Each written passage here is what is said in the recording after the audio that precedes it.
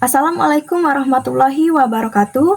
Halo semuanya, perkenalkan, saya Nesya Azara Virgo dari kelas 3BC, jurusan Bahasa dan Pariwisata, program studi D3 Bahasa Inggris, dengan NIM 062430901798. Hari ini, saya akan menjelaskan mengenai materi Customer Service Psikologi, yang mana ada dua pembahasan. Yang pertama, bagaimana kita dapat mengenali perilaku pelanggan, dan yang kedua adalah 14 tipe pelanggan yang ada. Baiklah, tanpa berlama-lama lagi, langsung saja kita masuk ke pembahasan materi. Pernahkah Anda bertanya-tanya, mengapa beberapa interaksi dengan pelanggan terasa sukses dan beberapa lainnya terasa gagal? Hal ini terletak pada satu hal, yaitu memahami mereka.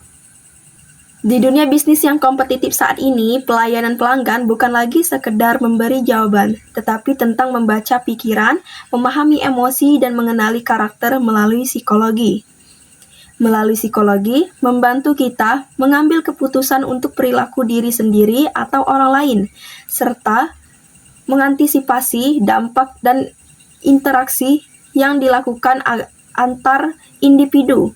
Singkatnya, peran psikologi ini membantu memahami perilaku manusia. Nah, yang akan saya bahas adalah mengenal perilaku pelanggan. Mengenali perilaku pelanggan dapat dilakukan dengan cara berikut. Yang pertama, mengamati bahasa tubuh atau perasaan dan sikap. Perhatikan isyarat nonverbal yang sering kali lebih jujur daripada kata-kata. Kita dapat mengenalinya melalui postur tubuh, apakah tegang, santai, atau condong ke depan, lalu ekspresi wajah, apakah menunjuk ke arah bingung, ketidakpastian, atau minat, dan juga gerakan mata, apakah menghindar kontak, fokus, atau melihat sekeliling. Yang kedua adalah mengamati pola komunikasi. Cara pelanggan berbicara memberikan petunjuk tentang emosi dan tingkat urgensi mereka. Hal ini dapat dikenali melalui bisa dari nada suara, tinggi atau serendahnya nada suara mereka, bisa dari kecepatan berbicara mereka, ataupun juga dari pemilihan kata-kata mereka. Yang ketiga, mengajukan pertanyaan.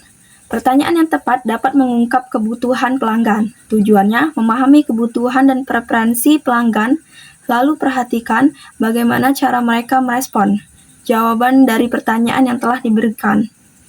Yang keempat, menggunakan empati. Gunakan empati untuk menempatkan diri sebagai pelanggan sehingga dapat memahami kebutuhan pelanggan.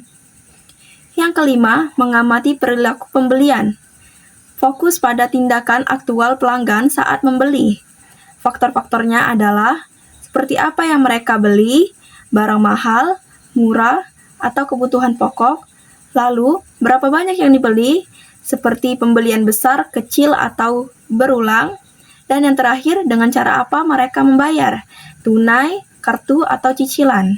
Yang keenam, menggunakan data dan informasi. Data historis membantu memprediksi perilaku masa depan. Tujuannya adalah dapat memahami perilaku dan karakter melalui preferensi pembelian produk mereka. Yang ketujuh, mengamati interaksi dengan staf. Perhatikan bagaimana pelanggan berinteraksi saat membutuhkan bantuan. Faktornya adalah cara mereka meminta bantuan dan bagaimana mereka merespon bantuan yang diberikan. Dan yang terakhir, yang kedelapan, menggunakan survei dan umpan balik. Mengumpulkan informasi langsung tentang pengalaman mereka bertujuan dapat memahami pelayanan dan bagaimana mereka ingin dilayani. Baiklah, selanjutnya kita masuk ke materi 14 tipe pelanggan. Adapun macam-macam karakteristik pelanggan adalah 1. Pelanggan potensial. Pelanggan potensial ini sudah mengetahui brand tersebut tetapi belum pernah membelinya juga. Yang kedua, pelanggan baru. Pelanggan baru ini belum mengetahui brand tersebut dan juga belum pernah membelinya. Yang ketiga, pelanggan setia atau royal customer. Pelanggan ini ialah pelanggan yang percaya terhadap produk yang dibelinya. Yang keempat, pelanggan impulsif. Pelanggan ini ialah pelanggan yang membeli tidak banyak tanya dan tawar-menawar ketika terjadi proses jual beli. Yang kelima, pelanggan melihat-lihat dan banyak tanya. Pelanggan ini kemungkinan membelinya kecil, namun mereka banyak bertanya-tanya mengenai produk yang mereka incar. Yang keenam, pelanggan pencari diskon atau promo. Pelanggan ini membeli karena ada diskon atau promo. Yang ketujuh, pelanggan belanja sesuai kebutuhan. Pelanggan ini cenderung memilih atau menyeleksi apakah produk tersebut benar-benar dibutuhkan. Yang kedelapan, pelanggan aktif atau ekspresif. Pelanggan ini pelanggan yang cerewet, banyak bertanya, dan mendominasi pembicaraan. Yang kesembilan, pelanggan yang kritis. Pelanggan ini pelanggan yang mencari tahu kelemahan produk dan berpotensi menyebarluaskan keburukan produk tersebut di berbagai platform. Yang ke-10, pelanggan yang gemar menganalisis. Pelanggan ini ialah pelanggan yang teliti menganalisis atau membandingkan produk satu dengan produk lainnya. Yang ke-11, pelanggan rekomendasi. Pelanggan ini ialah pelanggan yang datang atas saran pelanggan setia. Yang ke-12, pelanggan pendiam. Pelanggan ini ialah pelanggan dengan karakter yang sulit untuk mulai komunikasi, sehingga sulit untuk dilayani. Yang ke-13, pelanggan arogan atau sombong. Pelanggan tipe ini ialah pelanggan dengan karakter paling merasa tahu tentang suatu produk, dan enggan menerima saran dari orang lain. Dan yang ke-14, pelanggan yang tidak puas. Adapun faktor-faktor ketidakpuasan pelanggan tersebut ialah cara melayaninya, faktor produk itu sendiri, ataupun faktor karena karakteristik dari pembeli tersebut. Kesimpulannya adalah pelayanan pelanggan yang sukses bergantung pada kemampuan untuk memahami dan beradaptasi dengan beragam perilaku pelanggan. Materi tersebut pada intinya menjelaskan dua bagian yang saling terhubung. Singkatnya, kita tidak bisa memperlakukan semua pelanggan dengan cara yang sama.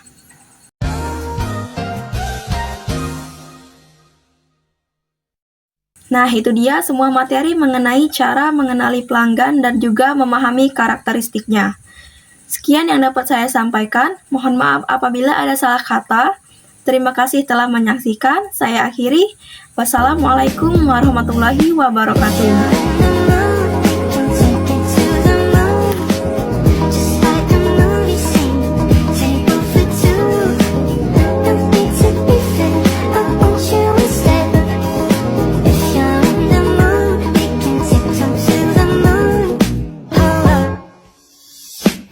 Tell my friends to touch me hard, 'cause I got it